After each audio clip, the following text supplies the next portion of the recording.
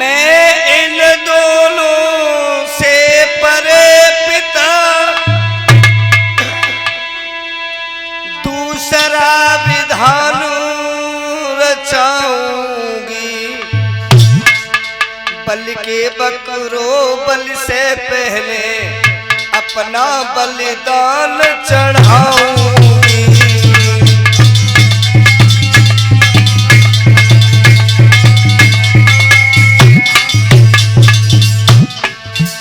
बल के बकरो बल से पहले अपना बलिदान चढ़ाऊंगी।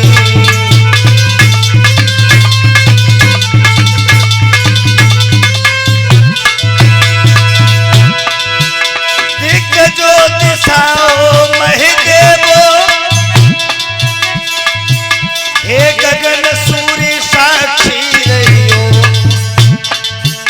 हे पवन देव यदि बन जावे भोला से जाय खबर कहियो।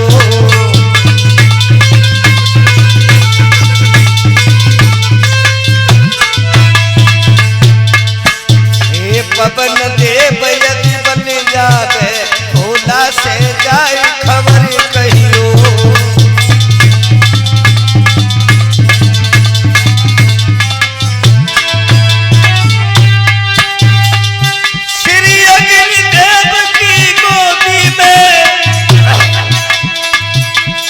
सती सत्य पर जाती है, पाप की कुटिल कर तू तो पर बेटी बलिदान चढ़ाती है।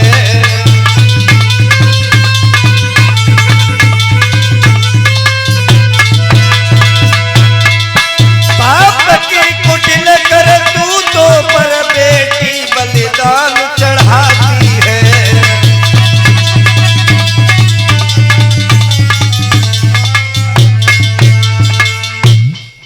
कहा देवताओं, जो अपमान तुमने भोले बाबा का कराया है इसका भुगतान तो सबको करना पड़ेगा। सती मैया भूतनाथ भोले बाबा का ध्यान करती हैं, अग्निकुंड के अंदर प्रवेश कर गई। सती मैया जैसे ही जल करके भस्म हुई, दोनों गणों ने यज्ञ पंडाल के ऊपर हमला बोल दिया, उखाड़ उखाड़ करके फेंकने लगे। वहीं पर भृगु मुनि बैठे हुए थे, जिन्होंने एक कृत्या नाम की राक्षसी प्रकट की। कृत्या दोनों गणों का भक्षण करने लगी। दोनों गण अपने प्राण बचा करके भागे, कैलाश पर्वत गए। भोले बाबा से जाकर के कहा, नाथ अनर्थ हो गया। सती मैया का अपमान महाराज दक्ष के यहाँ होता रहा।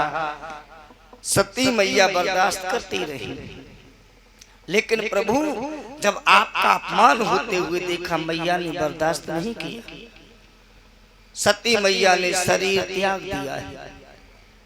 भोले बाबा को क्रोध आ गया, विराट स्वरूप धारण किया, कैलाश पर्वत पर खड़े हो गए हैं। जटाओं को खोल दिया, एक जटा को खाड़ करके चट्टान से पटक दिया।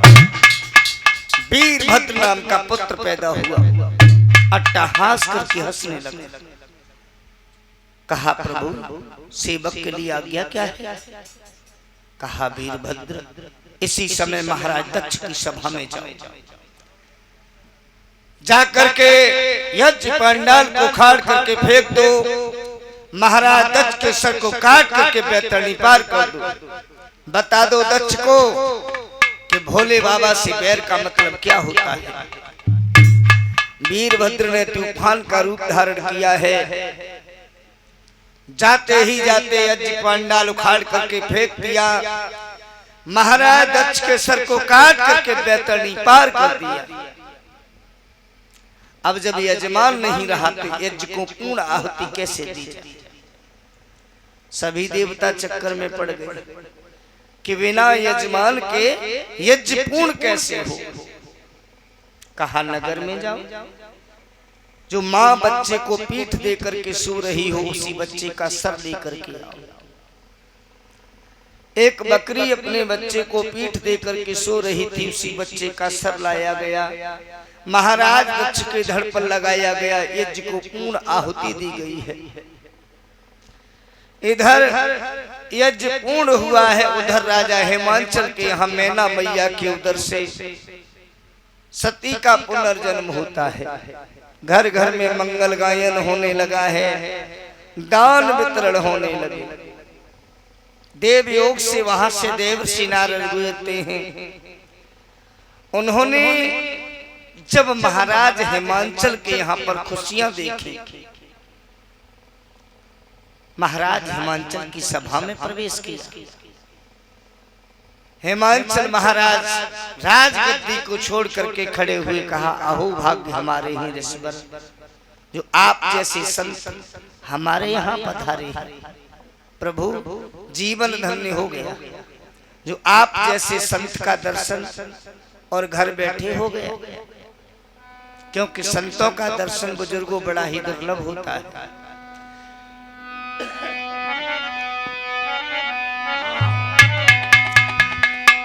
संत महात्मा द्वार द्वार पर नहीं किसी के जाते, संत महात्मा द्वार द्वार पर नहीं किसी के जाते। होती है शुभ घड़ी संत के दर्शन तब हो पाते, होती है शुभ घड़ी संत के दर्शन तब हो पाते।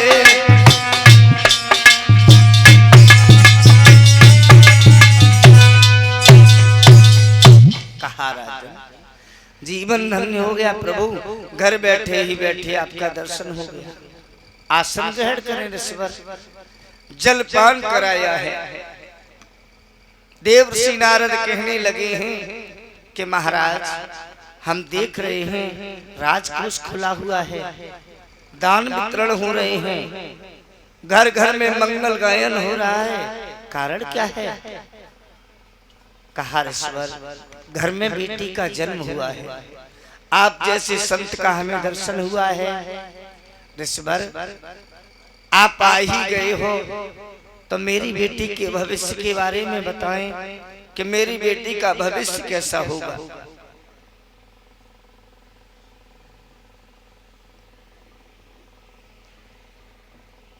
देवर्षि नारद बेटी के भविष्य के विषय में जब बात करते हैं, कहने लगे हैं राजन कि नारद बोले गिरिराज भक्त, ये कन्या नहीं भवानी है,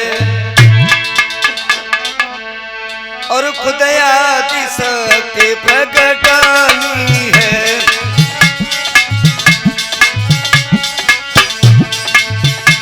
खुदया दिशते प्रगटानी है, तेरे भाग्य की ललाल निशानी है। खुदया दिशते प्रगटानी है।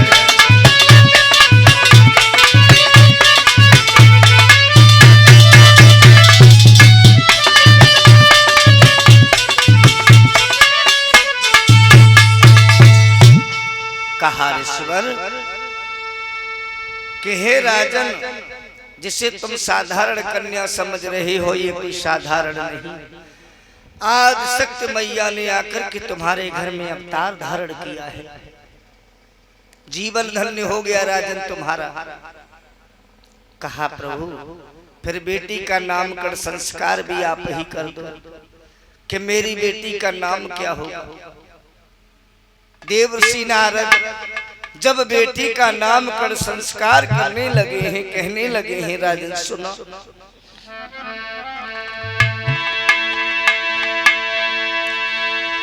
अरे सुन राजा की बात,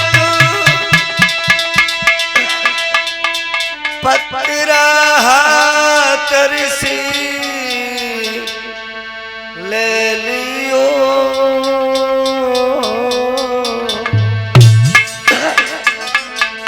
और मुनि सोधी अबादिन लगन रे के नाम धर दियो।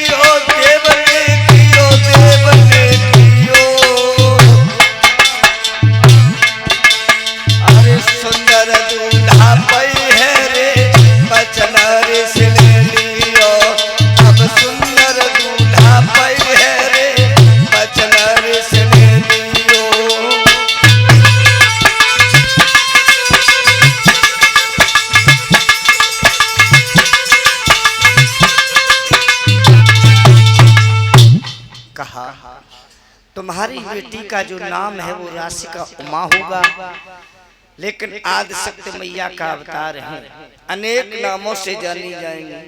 शैलसुता नाम होगा, कात्यायनी होगा, दुर्गा होगा, चामुंडा होगा, काली होगा, अनेक नाम होंगे, लेकिन राशिका नाम उमा होगा। कहा प्रभु बेटी का जीवन साथी कैसा होगा? अगर आप आ ही गए हो तो एक कृपा और कर दीजिए कि बेटी के जीवन साथी के विषय में और बता दीजिए। देवर्षि नारद कहने लगे हैं, राजन संकोच किस बात का है? जो भी कहना है निसंकोच कहो।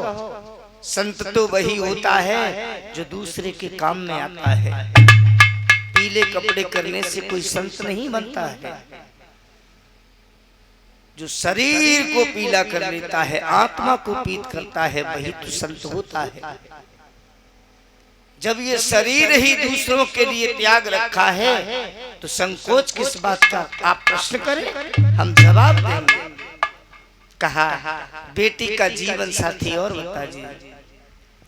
देवर्षि नारद जीवन साथी के विषय में कहते हैं,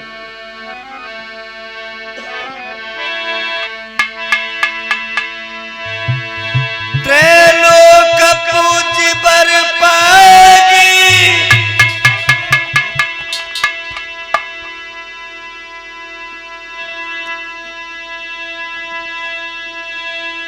त्रैलोक पूज कहलाएगी, पर किसी योग अवधूत जटिल फक्कड़ संग ब्याही जाएगी।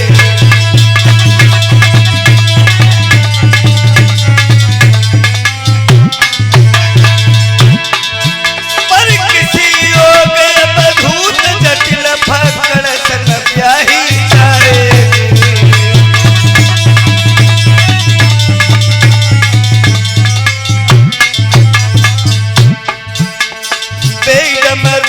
बजैया लला ललिया को दूल्हा बनिया में, बेगमरू को बजैया लला ललिया को बरना बनिया में।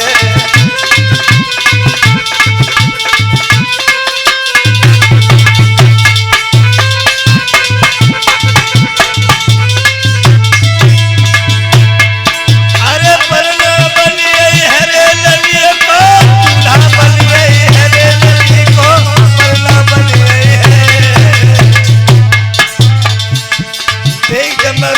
बजैया लला लली को दूल्हा बन गए हैं।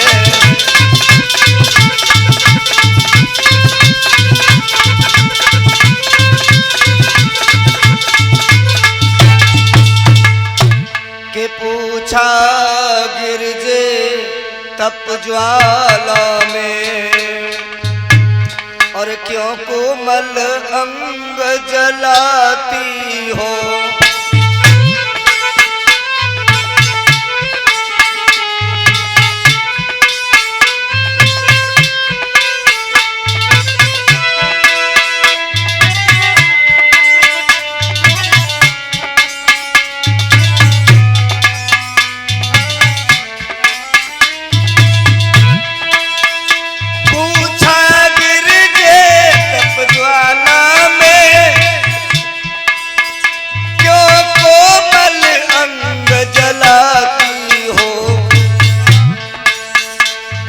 फल की इतनी है इच्छा, किस कारण किसे मनाती हो।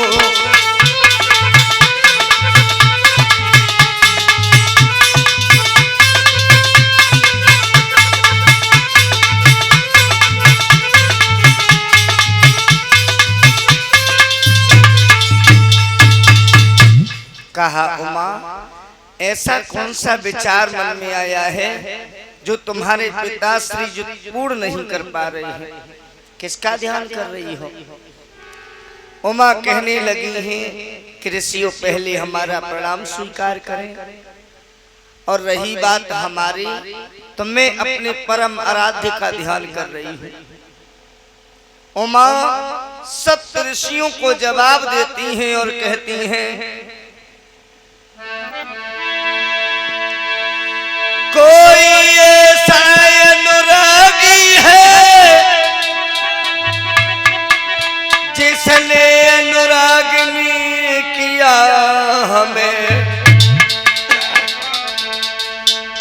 मन उलझा किसी विरागी से,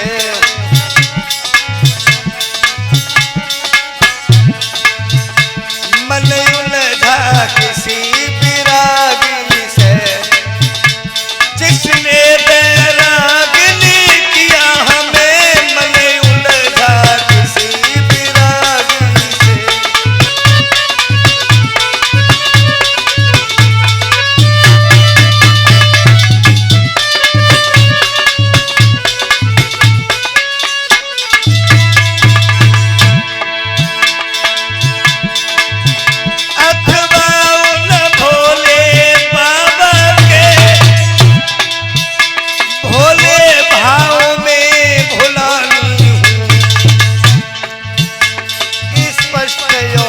बिल्कुल सच है,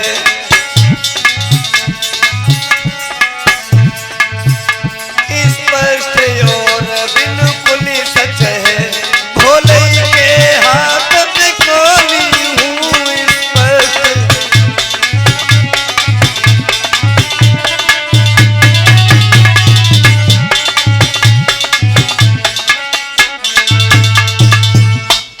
कहा कि मैं अपने परम आराध्य भूतनाथ भोले बाबा का ध्यान कर रही हूँ।